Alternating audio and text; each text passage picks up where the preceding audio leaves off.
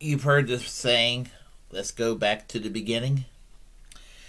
Well, that's what I'm going to do today. We're going to go back to the beginning. And while I had previously stated my frustrations with Bernie Sanders lately, um, you know me, I'm complaining he's not the Bernie Sanders I used to know and love and respect and everything. I mean, I think that the older you get, one takes it easy, um, and I would say perhaps a broken spirit in a way. Um, Frustration. Sometimes you just give up, and I think that's kind of what happened lately with Bernie Sanders. And I don't want to sound like I'm beating up on him too much, because, as I said, I consider myself, you know, Bernie Sanders is one of my inspirations for me having the ideology I have today, and I can't take that away because I think that he was always fundamentally correct on many issues, and in March of 1981, after a decade of running for various offices in Vermont, governor, U.S. Senator, U.S. House of Representatives, in a tiny little political party called the Vermont Liberty Union Party.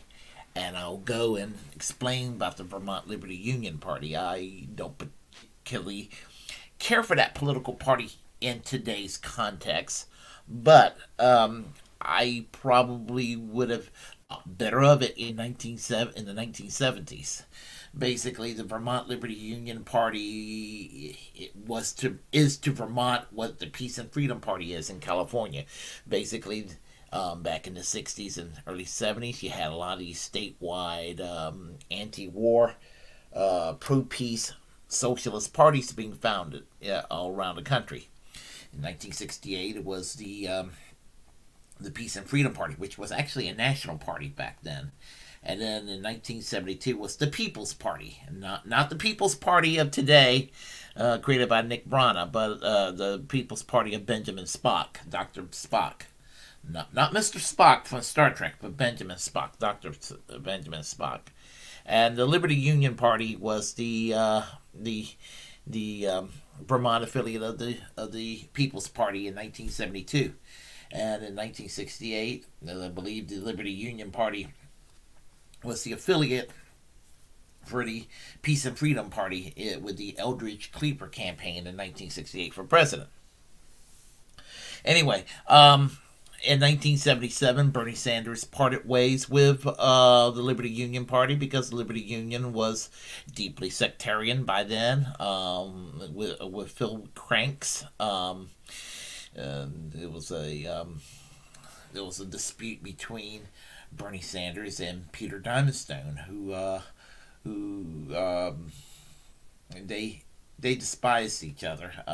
I had the misfortune of meeting Peter Diamondstone in 2003.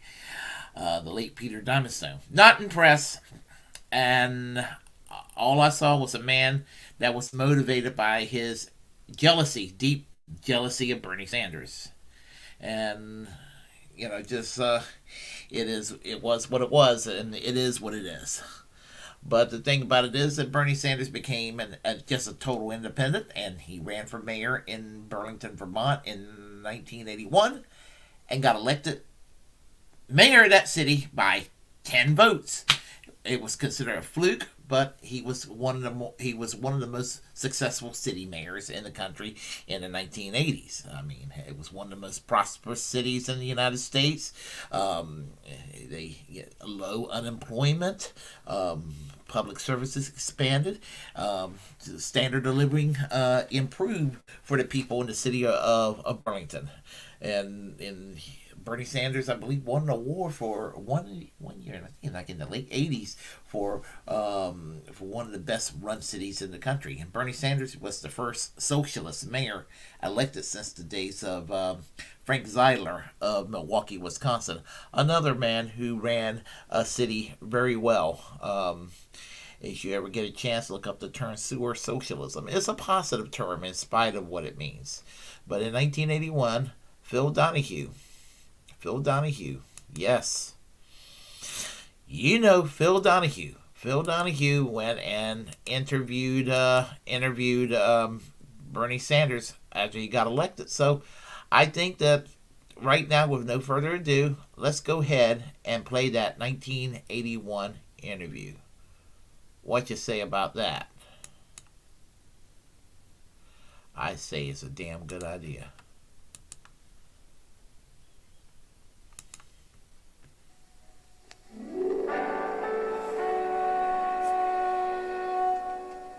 Face it, you don't find too many socialists in elective office in this country, and one is elected mayor of a sizable city. Well, that's news. It's also Phil Donahue's topic this morning. Good morning, Jane. A couple of facts. Burlington is the largest city in Vermont. The state has about 500,000 people. Burlington has about 38,000. Situated as it is on Lake Champlain with the Adirondack Mountains viewable, it's a lovely, lovely spot in this country. We'd like you to meet its new mayor. This is Mayor Bernard Sanders. Mayor Sanders got a lot of attention recently, not only with his 10-vote victory out of about 9,500 votes cast, but mostly because he is a socialist. And everybody reading that article said, my goodness, how did this happen in good old conservative Vermont? How do you respond? Well, in Vermont, being conservative is different perhaps than being conservative elsewhere in the country. Also, what I think most people don't know is Vermont happens to be one of the very poorest states in the country. And although we're a little bit better off in Burlington, we still have enormous economic problems. I won the election, I think, because we effectively put together a coalition of low-income people, elderly people, who in Vermont are very often up against the wall economically, in very bad shape. Some of our city trade unions... the cops supported you, didn't they? The police department supported us, yes. The Patrolmen's Association did, right. So you had police officers voting for you who probably voted for Ronald Reagan. Well, I'm not so sure that I don't know, if I can say that. But that's that. certainly... But the police officers in our particular city are earning, they're trade unionists, and they're earning very low wages, and along with many other workers in our city, want some fundamental change. Also, we have in our city particular problems, I believe, with the police department that they've been concerned about, very low morale. So it didn't particularly surprise me. How are Vermont conservatives different than national conservatives? It's not big money conservatism. It's not right-wingism and warmongerism. In fact, Vermont has always had a very strong feeling about civil liberties. What conservatism means in Vermont basically is leave me alone, get the government off my back, and that's fine. It's a respect for other people's rights. We disagree, we'll talk it out. And that's a very different conservatism that says, let's go to war, supranationalism, and so forth. If I were the president of the largest bank in Burlington, I'd be real nervous about you. Well, they may be. They may be. But I think they are. But I think what we've often talked about also is that my powers as mayor are in many ways limited. And I have my visions as to what life should be in Vermont, in Burlington, and in the United States. But within Burlington, I acknowledge everybody knows what my powers are, and they're very limited. Right. We're not going to go around nationalizing banks or nationalizing industry. In fact, we want industry in Vermont that pay decent wages, and we're going to go out and bring that in like every other mayor in the United States is. We are going to speak out, though, on national and international issues which affect the city of Burlington. For example, obviously, we're very concerned about Mr. Reagan's policies, which are impacting devastatingly on low-income and working people. We're concerned about the policies in our own state government, which are affecting low-income people negatively. Yeah. But we know what our powers are within the city of Burlington. When you sit around with your own friends talking about the world, how we got here, where we're going, what's the biggest grievance? Give us your overview. All right, what we're talking about is that we believe in democracy. I mean, the problem with the word socialism is that very often it's been equated with what happens in the Soviet Union, which is authoritarianism and totalitarianism. I believe very strongly in the right of dissent, and I think people with my ideas fight for those things very strongly. What we talk about is the fact that in our society, theoretically a democratic society, you have a handful of people who control our economy. You have maybe 2% of the population that owns 1/3 of the entire wealth of America, 80% of the stocks, 90% of the bonds. And these people have incredible power. They sit on huge corporations like the Chase Manhattan Bank, the multinational corporations, and they determine the destiny of our entire country. As you know, perhaps 50% of our population has so given up on the democratic process, they don't even vote, and those are primarily poor people. Your state is thought of as not only beautiful, but the place you go to get away from all that big city smut and soot and all the crud and you've got those wonderful ski areas. Hooray, let's go. More tourism for Vermont. How do you feel about that? Well, there's yes and no. I think we don't object to people coming into Vermont to spend money. That's fine. But we do know within our own state, we happen to be, sadly, one of the very poorest states in America. And many of the people in Vermont themselves cannot afford to go to the downhill skiing. We do more cross-country skiing. It's cheaper. What we are talking about is the kind of developments that will provide decent jobs for our people. Very often, and this is a concern within our own state, is that industries such as the skiing industry and other tourist-attracting industries in Vermont, all over the country, and all over the world, they provide very low-paying, menial jobs. I'm not particularly proud that our state becomes a state where we have chambermaids and people waiting on other people. We would rather see our people doing meaningful, productive-type jobs where they can earn a decent wage. Can you go to all those lunches, all of those banquets with the dais and the speeches and the cream chicken and all the wonderful Chamber of Commerce? Here we are, moving on. Well, what I have said back home, and I say it again, is that our office is open. I've already talked to a number of business people. We will communicate. We're not shutting out anybody. But what I have also said is that what my concern is for the low-income people who are unemployed, who are working at minimum wage jobs, for the kids who are in Vermont as throughout the country. They're left out. They have no sense of purpose. But everybody says that, Mayor. Well, they're going to be coming into our door. Do you want to tax, especially for people who make more than $25,000 a year? Well, for individuals, perhaps not for families. That's too low. We have husbands and wives. But you would consider legislation that would tax the wealthy? Absolutely. We want to take the burden off low-income and working people, and you've got to go to those institutions, those corporations, and those individuals who can better afford to pay. You surprised everybody with this victory, including media. And not all media has been consistently attentive to you. Isn't that right? I think what people were saying is, well, gee, Ronald Reagan is a right-wing guy, and what happened in Burlington, Vermont? And I think the answer to that is I don't believe personally that the majority of people in America believe in Ronald Reagan's ideology. What happened was that Jimmy Carter failed. I think that's just clear as everybody, Mr. Carter would probably admit it. And people are looking for an alternative. Mr. Reagan, with hundreds of millions of dollars behind him, with sophisticated media use and so forth and so on, was able to say to the people, we are the alternative. Now, obviously, what we are trying to do, people like myself all around the country are saying, wait a minute, you're going to find out very soon that this guy is not the alternative. There are other alternatives. Okay. I know these are terribly complicated questions, and our time is up, but are you a capitalist? No, I'm not a capitalist. So you don't believe in the profit motive, free enterprise? If I have a better mousetrap, I make more money. There's something to be said for free enterprise on a local level and the competition. But what we're happening in our society is we don't live in a free enterprise society. You live in a corporate capitalist society where in virtually every single industry you have giant multi-billion-dollar corporations competing, driving the small businessman out. But let's pretend it would work without all that kind of acquisition of power that is unfair and doesn't... Do I believe that the profit motive is fundamental to human nature? The answer is no. I think the spirit of cooperation, that you and I can work together better rather than having to compete against each other and destroy each other. Bernard Sanders, Mayor, Burlington, Vermont. We'll watch with interest and wish you well. Okay. Well, there you have it. Classic Bernie. Very much.